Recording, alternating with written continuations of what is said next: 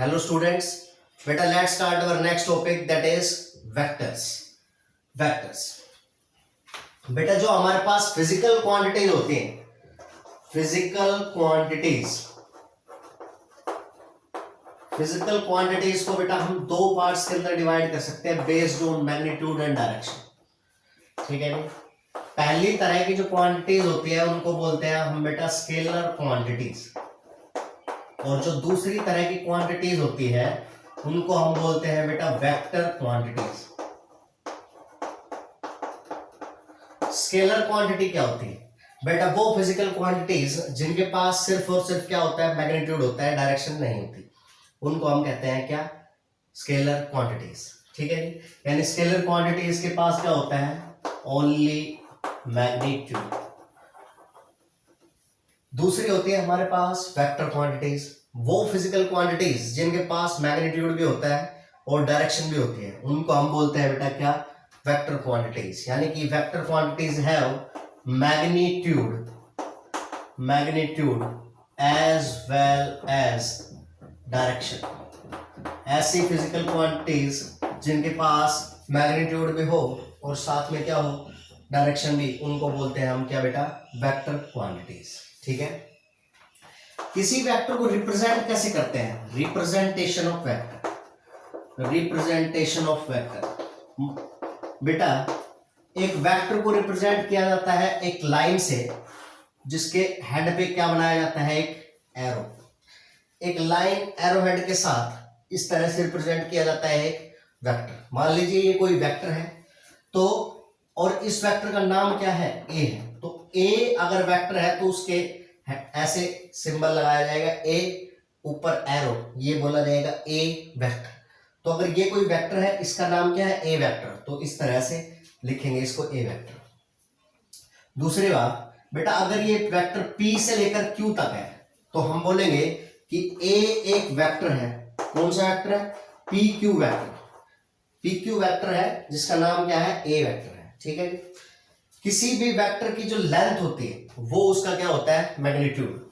यहां से लेकर यहां तक जो ये इसकी लेंथ होती है, इसको बोलते हैं इसका मैग्नीट्यूड, और इसको ए वेक्टर का मॉडुलस लिखते हैं, या इसको सिंपली लिख देते हैं क्या? ए। ठीक है जी। इस तरह से किसी भी वेक्टर का क्या लिखा जाता है बेटा? मैग्नीट्यूड।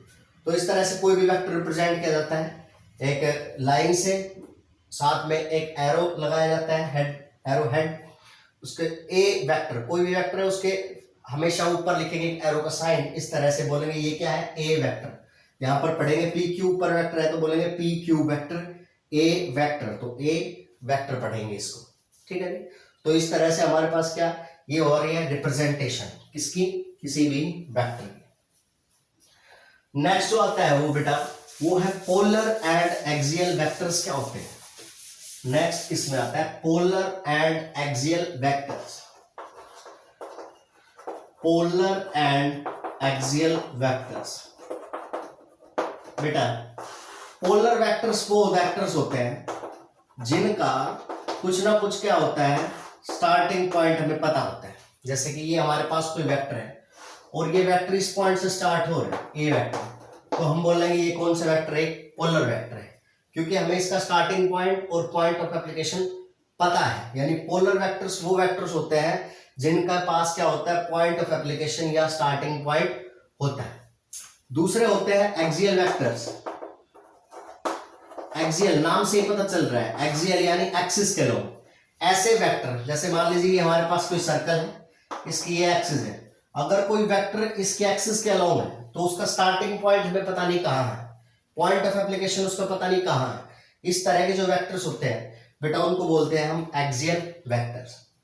डिस्प्लेसमेंट हो गया, वेलोसिटी हो गई, एक्सेलरेशन हो गया, फोर्स हो गया, उन सब का हम पॉइंट ऑफ एप्लीकेशन पता है, इसलिए वो वेक्टर्स कैसे होते हैं? हमारे पोलर वेक्टर्स होते हैं। जबकि जो रोटेशन वाले चैप्टर में यूज होते हैं, जैसे कि angular displacement, angular velocity, angular acceleration, torque, ये सारे जो वेक्टर होते हैं इनका स्टार्टिंग पॉइंट हमें नहीं पता, इसलिए ऐसे वेक्टर होते हैं हमारे पास कैसे?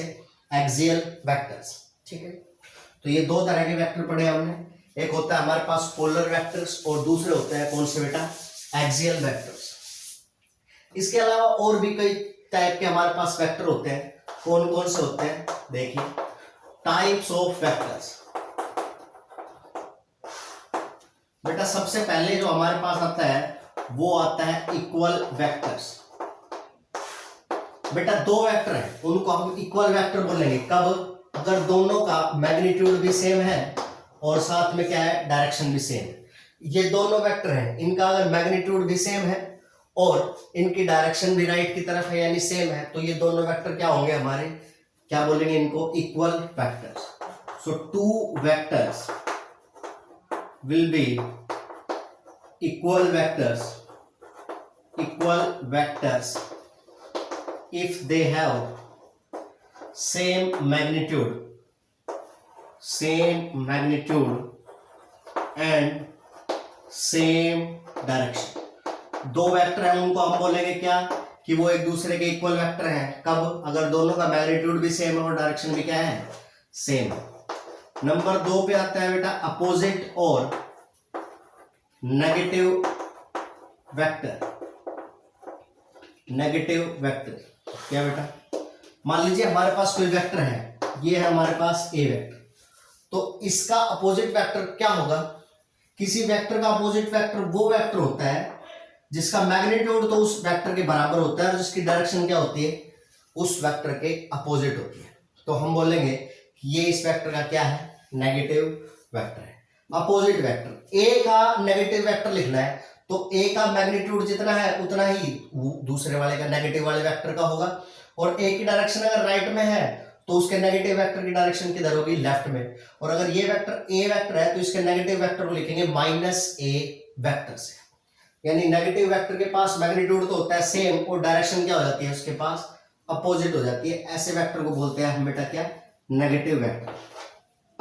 और आता है हमारे पास जैसे कोप्लेनर वेक्टर्स। कोप्लेनर, देखो नाम से, को मतलब होता है सेम, प्लेनर मतलब सेम प्लेन में। ऐसे वेक्टर्स जो सेम प्लेन में हो, फॉर एग्जांपल ये ए वेक्टर, बी वेक्टर, ये ए वेक्टर, ये माइनस ए वेक्टर, ये सारे वेक्टर इस बोर्ड के प्लेन में है, तो हम बोलेंगे ये सारे क्या है, coplanar vectors. Vectors which are in same plane, vectors which are in same plane are called coplanar vectors. Number 4 पे जो आता है बेटा वो आता है कोलिनियर वेक्टर्स। कोलिनियर वेक्टर्स, देखो नाम से पता चल रहा है बेटे, को मतलब सेम, लीनियर मतलब लाइन। देखो ये अगर हमारे पास वेक्टर है, ये ए वेक्टर हो गया, ये बी वेक्टर हो गया, ये सी वेक्टर हो गया, और ये ए बी सेम लाइन के लोग हैं इसलिए ये दोनों कैसे हैं, कोलिनियर है। सी डी ये भी सेम लाइन के लोग हैं इसलिए ये भी कैसे वेक्टर है बेटा, ये भी हमारे कैसे हैं, कोलिनियर वेक्टर है। फर्क नहीं पड़ता कि दोनों सेम डायरेक्शन में है या दोनों अपोजिट डायरेक्शन में है, ठीक है। उसके बाद और भी आते हैं हमारे, अगला जो आता है 5th नंबर पे, दैट इज को initial vector. 5th one is बेटा को इनिशियल वेक्टर्स। बेटा नाम से पता चल रहा है को इनिशियल, को मतलब सेम, इनिशियल पॉइंट सेम। बेटा वो वेक्टर्स जिनका स्टार्टिंग पॉइंट क्या होता है, सेम होता है। जैसे हमारे पास ए बी सी, ये 3 वेक्टर है और तीनों वेक्टर का जो स्टार्टिंग पॉइंट है वो क्या है, same. Those vectors which have same initial point और same starting point are called coinitial vectors. उनको बोलेंगे हम क्या है, को इनिशियल वेक्टर्स, ठीक है। और आता है हमारे पास पैरेलल वेक्टर्स। बेटा दो वेक्टर पैरेलल होंगे कब, भले ही उनका मैग्नीट्यूड सेम हो या ना हो, लेकिन उनकी जो डायरेक्शन है वो आपस में क्या होनी चाहिए, पैरेलल होनी चाहिए, तो हम बोलेंगे वो क्या है, पैरेलल वेक्टर्स है। 7th anti parallel vectors. Anti parallel vectors क्या होते हैं बेटा, वो वेक्टर्स जिनका मैग्नीट्यूड सेम हो ना हो लेकिन डायरेक्शन क्या होती है, एक दूसरे के अपोजिट होती है और क्या होती है, पैरेलल होती है, तो उसको बोलेंगे हम क्या, एंटी पैरेलल वेक्टर्स। तो ये कुछ टाइप थे हमारे किसके बेटा, पैरेलल के, ठीक है। जो नेक्स्ट आता है वो क्या है बेटा, देखिए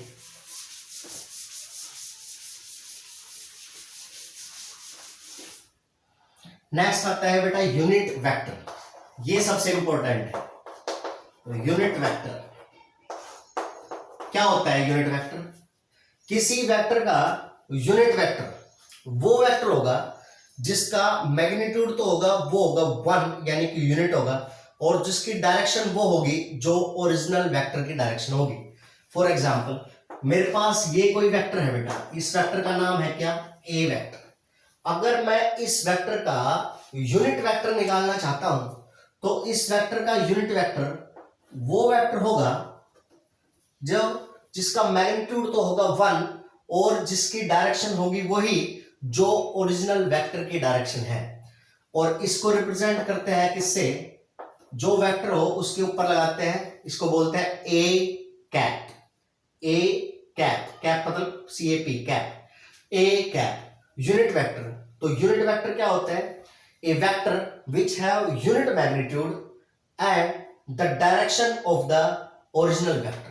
अगर ए वेक्टर का मैं यहां पर क्या निकालना चाहता हूं? यूनिट वेक्टर, तो ये ए कैप इसका यूनिट वेक्टर होगा जिसका मैग्नीट्यूड तो होगा 1 और जिसकी डायरेक्शन होगी वही जो किसकी है? ए वेक्टर की डायरेक्शन है।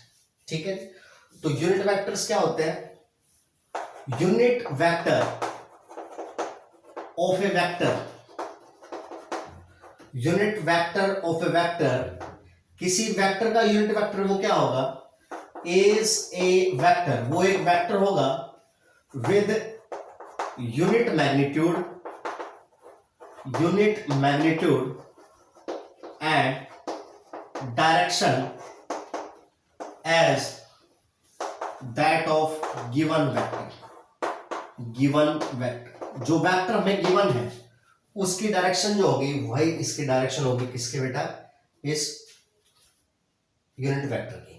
अब यूनिट वेक्टर निकालते कैसे हैं? मान लीजिए हमारे पास कोई वेक्टर गिवन है ए वेक्टर और हम इसका यूनिट वेक्टर निकालना चाहते हैं, तो यूनिट वेक्टर का जो फॉर्मूला होता है वो हमारे पास होता है ओरिजिनल वेक्टर डिवाइडेड बाय उसका मैग्नीट्यूड। यूनिट वेक्टर का जो फॉर्मूला होता है वो होता है वेक्टर डिवाइड बाय उसका मैग्नीट्यूड। यहां से ए वेक्टर कितना रहेगा हमारे पास? ए का मैग्नीट्यूड और मल्टीप्लाई बाय डायरेक्शन। ये फॉर्मूला बहुत इंपॉर्टेंट है। अब देखो मैं इसको कैसे पढ़ता हूं? मैं ऐसे पढ़ता हूं, मुझे पता है ए कोई वेक्टर क्वांटिटी है तो उसके पास दो चीजें होंगी, एक होगा क्या? मैग्नीट्यूड, और दूसरी क्या होगी? डायरेक्शन। ए कोई वेक्टर है तो उसके पास दो चीजें हैं, एक तो उसका मैग्नीट्यूड है और एक उसकी क्या है? डायरेक्शन। सर ये ए कैप डायरेक्शन है क्या? बिल्कुल बेटा, यूनिट वेक्टर का काम ही क्या होता है? यूनिट वेक्टर का काम होता है किसी भी वेक्टर की डायरेक्शन बताना। किसी पॉइंट पर जितने भी डायरेक्शन है हर एक डायरेक्शन में एक यूनिट वेक्टर होता है। ठीक है जी, किसी भी पॉइंट पर जितनी भी डायरेक्शन है, इनफाइनाइट पॉसिबल डायरेक्शन है, तो उसमें हमारे इनफाइनाइट पॉसिबल क्या होते हैं? यूनिट वेक्टर होते हैं। हर एक डायरेक्शन में क्या होता है? एक यूनिट वेक्टर होता है। तो अगर हम किसी डायरेक्शन का यूनिट वेक्टर निकाल लेते हैं तो हमें पता चल जाता है कि ये हम किस डायरेक्शन के बारे में बात कर रहे हैं। तो कुल मिलाकर ए अगर कोई वेक्टर है तो उसका फॉर्मूला क्या आया? ए वेक्टर इज इक्वल टू उसका मैग्नीट्यूड मल्टीप्लाई बाय उसकी डायरेक्शन। ठीक है, ये हमारे पास फॉर्मूला है, बहुत इंपॉर्टेंट है। उसके बाद बेटा तीन यूनिट वेक्टर ऐसे हैं जो फिक्स है। कौन कौन से? There are 3 unit vectors, there are 3 unit vectors which are fixed, जो फिक्स है। कौन कौन से? किसी भी पॉइंट पर अगर आप कोऑर्डिनेट लाइंस यानी कि एक्स एक्सिस, वाई एक्सिस और जेड एक्सिस ड्रॉ करोगे तो जो एक्स एक्सिस की तरफ यूनिट वेक्टर होता है उसको बोलते हैं आई कैप, जो वाई एक्सिस की तरफ यूनिट होता है उस यूनिट वेक्टर होता है उसको बोलते हैं जे कैप, और जो जेड एक्सिस की तरफ यूनिट वेक्टर होता है उसको बोलते हैं बेटा के कैप। ये 3 यूनिट वेक्टर्स होते हैं, वो कैसे होते हैं हमारे? फिक्स। आई कैप, जे कैप और के कैप। तीनों यूनिट वेक्टर है तो तीनों का मैग्नीट्यूड कितना है? 1 है। आई की डायरेक्शन एक्स एक्सिस की तरफ, जे की डायरेक्शन वाई एक्सिस की तरफ, और जेड की के की डायरेक्शन किधर बेटा? जेड एक्सिस की तरफ। तो ये जो होते हैं हमारे 3 यूनिट वेक्टर्स होते हैं। ठीक है जी, तो ये हमने पढ़ा किसके इसके बारे में? यूनिट वेक्टर के बारे में। यूनिट वेक्टर का काम क्या है? यूनिट वेक्टर का काम है बेटा क्या? सिर्फ और सिर्फ क्या बताना, किसी भी वेक्टर की डायरेक्शन के बारे में पता करना है तो हमें उस वेक्टर का यूनिट वेक्टर निकाल लेना चाहिए, वो क्या आ जाएगा, उसकी डायरेक्शन हो जाएगी। बेटा नेक्स्ट जो आता है यूनिट वेक्टर के बाद जो इंपॉर्टेंट है वो है हमारे पास पोजीशन वेक्टर। वो है हमारे पास क्या, पोजीशन वेक्टर।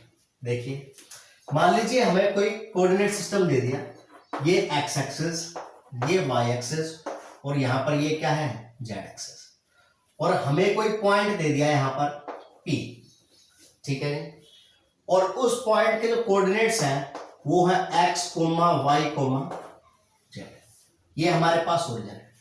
बेटा अगर मैं एक वेक्टर खींचूं ओरिजिन से लेकर उस पॉइंट P तक, तो वो जो वेक्टर होता है वो होता है उस पॉइंट का पोजीशन वेक्टर।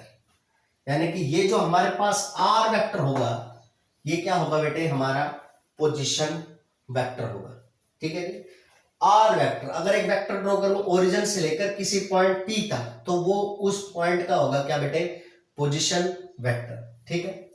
किसी पॉइंट का पोजीशन वेक्टर अगर मान लीजिए उसके कोऑर्डिनेट्स क्या है हमारे x, y और z है, तो मैं लिखूंगा कि r वेक्टर हमारा कितना हो गया, x, ये पॉइंट है P, इसके तीनों कोऑर्डिनेट है तो इसका पोजीशन वेक्टर लिखूंगा x। किस डायरेक्शन में, x की डायरेक्शन में होता है i कैप, y की डायरेक्शन में होता है j कैप और z की डायरेक्शन में होता है क्या, k कैप। तो x की डायरेक्शन में मैग्नीट्यूड इतना और x की डायरेक्शन इतनी, प्लस y की डायरेक्शन में magnitude y, j cap plus z, k cap. तो अगर हमें कोई भी पॉइंट है और उसके कोऑर्डिनेट्स दे रखे हैं x, y, z, तो उसका जो पोजीशन वेक्टर है उसका फॉर्मूला होता है, उसको लिखते हैं बेटा कैसे, x i cap plus y j cap plus z k cap, ठीक है जी। ये हमारे पास होता है किसी भी पॉइंट का क्या, पोजीशन वेक्टर, ठीक है। अगर मान लीजिए मैं क्या चाहता हूं, मुझे इस लाइन का एंगल दे रखा है यहां से थीटा,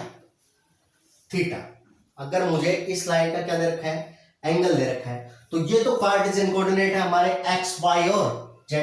मुझे पता है यहां से यहां तक का डिस्टेंस कितना है, r है, यानी r का मैग्नीट्यूड कितना है बेटे, r है। ओरिजिन से लेकर P पॉइंट तक का मेरे को डिस्टेंस पता है और साथ में क्या पता है, एंगल पता है। तो देखिए r पता है, थीटा पता है, ये होते हैं हमारे पास polar coordinates. x, y, z ये होते हैं हमारे पास कार्टेशियन कोऑर्डिनेट। अगर किसी पॉइंट के कार्टेशियन कोऑर्डिनेट पता है हमें तो उसका r वेक्टर लिखते हैं हम x i cap plus y j cap plus z k cap. और अगर हमें किसी पॉइंट के पोलर कोऑर्डिनेट पता है तो उसके पोजीशन वेक्टर का जो फॉर्मूला होता है वो होता है बेटे क्या, वो होता है हमारे पास मैग्नीट्यूड तो कितना है, r है। और अगर थीटा एंगल पे कोई पॉइंट है तो उसका जो बेटा यूनिट वेक्टर होता है along that line, r vector क्या होगा, r का मैग्नीट्यूड मल्टीप्लाई बाय r की डायरेक्शन। r का मैग्नीट्यूड तो कितना है, सिंपली r है, और r वेक्टर यानी कि इस डायरेक्शन के अलोंग हमारा यूनिट वेक्टर।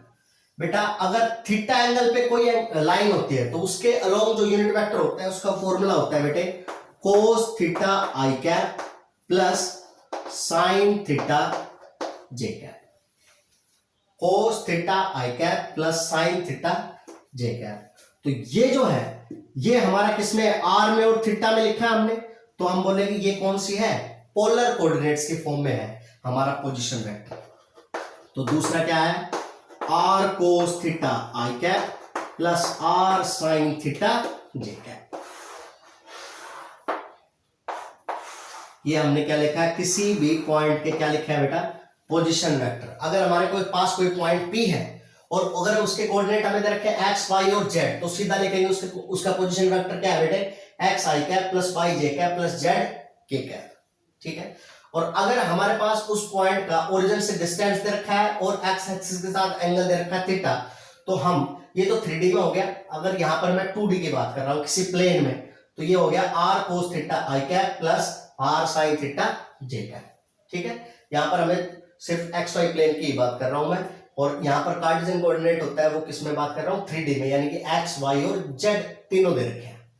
तो किसी भी पॉइंट का आप क्या निकाल सकते हो बेटा, पोजीशन वेक्टर कैलकुलेट कर सकते हो, ठीक है। एक पॉइंट और इसमें, वो क्या है, वो ये है कि मान लीजिए हमें कोई पॉइंट दे दिया यहां, ये पॉइंट है, ये पॉइंट हमारा P और इसकी कोऑर्डिनेट है x1 y1 z1, और ये कोई पॉइंट दे दिया, इसका नाम है Q, इसके कोऑर्डिनेट है x2 y2 और z2। बेटा P जो पॉइंट है उसका पोजीशन वेक्टर कितना है, r1 वेक्टर, और Q जो है पॉइंट उसका पोजीशन वेक्टर कितना है, r2 वेक्टर। तो बेटा r1 वेक्टर कितना हो जाएगा हमारा, x1 i cap plus y1 j cap plus z1 k cap, और जो r2 वेक्टर होगा वो हमारे पास होगा क्या बेटे, x2 i cap plus y2 j cap plus z2 k cap. अगर मैं बात करूं P और Q दोनों के जो पोजीशन वेक्टर है वो कहां से स्टार्ट हो रहे हैं बेटा, ओरिजिन से। लेकिन अगर मैं Q पॉइंट की पोजीशन निकालना चाहता हूं कहां से, P पॉइंट से, ये वेक्टर निकालना चाहता हूं, तो ये वेक्टर कौन सा होगा मेरा, P से लेकर Q तक, ये हमारे पास वेक्टर है, ये RPQ है, ये क्या है हमारा position vector from point 1 two point 2, position vector यानी R12 वेक्टर, ये क्या है PQ वेक्टर के बराबर होगा। P पॉइंट और Q पॉइंट ये दोनों का पोजीशन वेक्टर हमने ओरिजिन से निकाला है, लेकिन अगर हम किसी पॉइंट का पोजीशन वेक्टर किसी दूसरे पॉइंट से निकालना चाहते हैं तो 1 से और 2 पे स्टार्ट हो रहा है ना, ये पॉइंट 1 है, ये पॉइंट 2 है, तो ये पॉइंट हो गया हमारा, ये पोजीशन वेक्टर हो गया R12 यानी कि position vector from point 1 two point 2, और इसका फॉर्मूला जो होता है वो हमारे पास होता है बेटे R2 vector minus R1 vector. R12 है ना, तो 2 पे बाद में R12, तो इसका फॉर्मूला होगा R2 vector minus R1 vector. ये क्या हो गया हमारे पास, इसको लिखेंगे कैसे, तो PQ वेक्टर या R12 वेक्टर, ये हमारे पास कितना आएगा बेटे, x2 minus x1 i cap plus y2 minus y1 j cap plus z2 minus z1 k cap, इसका ये फॉर्मूला आया हमारा। ठीक है, अगर मैं पोजीशन वेक्टर फॉर्म 2 से लेकर 1 की तरफ लिखूं तो वो हमारे पास क्या आ जाएगा बेटा, वो आ जाएगा R21 वेक्टर, और वो वेक्टर हो जाएगा हमारा QP वेक्टर। तो R21 है तो उसका फॉर्मूला क्या आ जाएगा हमारे पास बेटे, R1 vector minus R2 vector. इसका मतलब ये हमने सीखा कि किसी भी पॉइंट का अगर हमें कार्टेशियन कोऑर्डिनेट्स दे रखे हो या पोलर कोऑर्डिनेट भी दे रखे हो तो उसका पोजीशन वेक्टर कैसे लिखता है वो सीखा। ठीक है, आज के लिए बस इतना ही बेटा, नेक्स्ट क्लास में आगे पढ़ेंगे वेक्टर के बारे में। ठीक है, थैंक यू।